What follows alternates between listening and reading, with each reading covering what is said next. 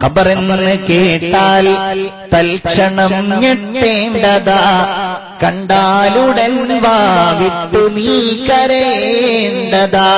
മേടയ്ക്കു പകരം മാളമാ സുബ്ഹാന, റബ്ബി അതിൽ കിടക്കേണ്ടതാണ് അസ്മാന. പഴയകാലത്തുള്ള വഅദുകളിലൊന്നും ഇത് പാടാതെ അവർ പോയിരുന്നില്ല മുഅ്മിനീങ്ങളെ.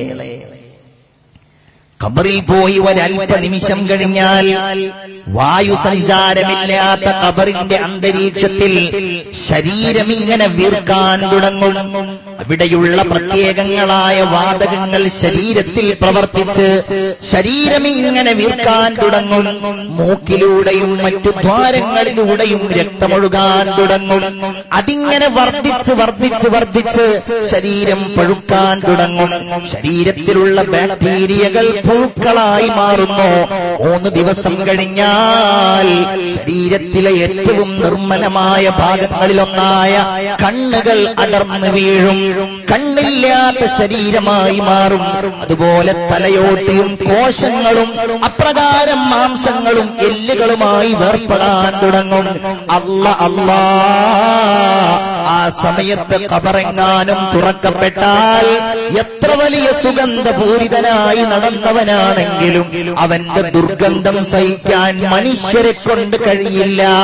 അത്രമേൽ ദുർഗന്ധം എന്റെ പ്രിയപ്പെട്ടവരെ നമുക്കോരോരുത്തർക്കും ഉണ്ടാകും. അസ്ഥിപഞ്ജരങ്ങളായി നമ്മൾ ഖബറിന്റെ ഉള്ളിൽ മാറുന്നതാണ്. വല്ലാത്ത ഒരു ഭീകരമായ രംഗമാണ് അല്ലേ? പരം വിധിച്ചുമ്മാ വിട്ട് ചൊങ്കിൽ നടക്കുന്ന ശുജഅത്ത് നമുക്കുണ്ട് നാട്ടിലേ. കഥയെന്തെന്നറിവുണ്ടോ നാളെ കിടക്കുന്ന ഖബറെന്ന ഭയങ്കര വീട്ടിലേ. ഖബറെന്ന ഭയങ്കര വീട്ടിലേ. വീട്ടിലെ മെത്ത പിരിഞ്ഞ നമുക്ക്, വല്ലാത്ത വരികളാണത്. വീട്ടിലെ മെത്ത പിരിഞ്ഞ നമുക്ക് കാട്ടിലാറടി മണ്ണാണ്. ചേലിൽ ചെന്ന് കിടക്കണ നമ്മുടെ മേലെ വരുന്നത് കല്ലാണ്. ഇലയും നൽ തണ്ണീരാതും ചേർത്ത് മണ്ണതിനാലെ അടവാകും വീടവീനെ ബാറിലേ. കനവേറും വീതം കല്ലും മണ്ണും അതിന്മീതെ മറമാടും ഖബർ ബാഹുജോറിലേ. മറമാടും ഖബർ ബാഹുജോറിലേ.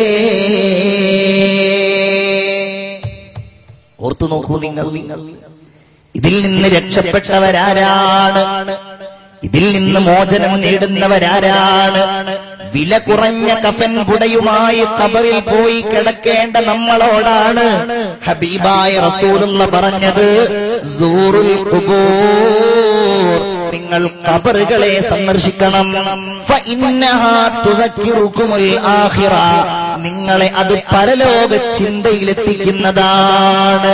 എന്നാൽ ഞാൻ ചോദിക്കട്ടെ, നമ്മളെ ഖബറിലേക്ക് പോകുമ്പോ, നമ്മൾ പള്ളിയിലേക്ക് പോകുമ്പോ നടക്കുന്ന വഴികളുടെ ഇരുഭാഗങ്ങളിലും ഉയർന്നു നിൽക്കുന്ന മീസാൻ കല്ലുകൾക്കിടയിലൂടെ നമ്മൾ നടക്കുമ്പോ നാളെ എന്റെ പിൻഗാമികളായ ആളുകൾ ഇതുപോലെ മുകളിലൂടെ നടക്കുമെന്നും എന്റെ ഖബറിന്റെ സമീപത്തുകൂടെ നടന്നു പോകുമെന്നും നമ്മൾ ഓർക്കാറുണ്ടോ?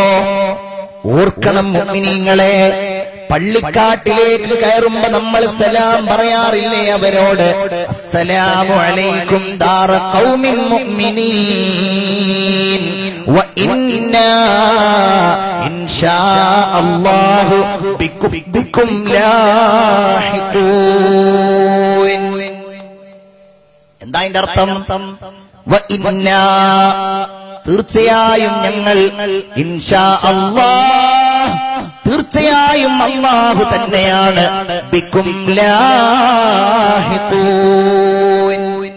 നിങ്ങളോട് ചേരാനുള്ളവരാണ്. ഔർതം ലേലോ ഖനീച്ചാओं से उड़ने वाले हम भी चलते हैं जरा खश्क पसीना हो जाए. ഒരൽപസമയം എനിക്ക് വേണ്ടി കാത്തു നിൽക്കുമോ? ഹം ഭി ചൽതേ ഹൈ, ഞങ്ങളും ഇതാ നിങ്ങളുടെ പിന്നാലെ വരുന്നുണ്ട്. ചിന്തിച്ചു നോക്കെന്റെ സഹോദര സഹോദരി, അല്ലേ നമുക്ക് ഒരാൾക്ക് നൽകാൻ കഴിയുന്നത് എന്താണ്? ഒരാൾക്ക് നിങ്ങൾക്ക് എനിക്ക് നൽകാൻ കഴിയുന്നത്, എനിക്ക് നിങ്ങൾക്ക് നൽകാൻ കഴിയുന്നത്, എന്റെ ഉമ്മമാരെ, നിങ്ങളെ പോറ്റി വളർത്തി വലുതാക്കി കല്യാണം കഴിപ്പിച്ച് വളരുവോളം നോക്കുമായി നിങ്ങളുടെ മക്കളുണ്ടല്ലോ, നിങ്ങൾക്ക് ആ മക്കൾക്ക് നൽകാൻ കഴിയുന്നത് എന്താണ്? എന്റെ ഉപ്പമാരെ, നിങ്ങളെ കൊണ്ടുപോയി ഖബറിൽ വെക്കുമ്പോഴല്ലേ മക്കൾക്ക് നൽകാൻ കഴിയുന്നത് അവർ നൽകുന്നത്? അത് വെറും 3 പിടി മണ്ണ് മാത്രമാണ്. ഉപ്പയാണെന്ന് കരുതി വലിച്ചെറിയാതിരിക്കില്ല. ഉപ്പ, എനിക്ക് നിങ്ങൾക്ക് തരാനുള്ളത് ഇത് മാത്രമാണ്. ആ 3 പിടി മണ്ണിൽ ഒരു തുള്ളി കണ്ണീര് പോലും ഉറ്റിക്കുകയില്ലല്ലോ. മിൻഹാ ഖലഖ്നാകും വഫീഹാ നുഈദുകും വമിൻഹാ നുഖ്രിജുകും താറത്തൻ ഉഖ്റാ. ആയത്തോതിക്കൊണ്ടാണ് ഉപ്പാന്റെ മുഖത്തേക്ക് മകൻ ഇടുന്നത്, ഉമ്മായുടെ മുഖത്തേക്ക് നെഞ്ചകത്തേക്ക് മക്കള് വലിച്ചെറിയുന്നത്. ഒന്നോർത്തു നോക്കൂ, ഇത് നമ്മുടെ അവസ്ഥയെ കുറിച്ച് പറയുന്ന കാര്യമല്ലേ? ഖബറിന്റെ ഭീകരത വല്ലാത്ത രംഗമാണ്.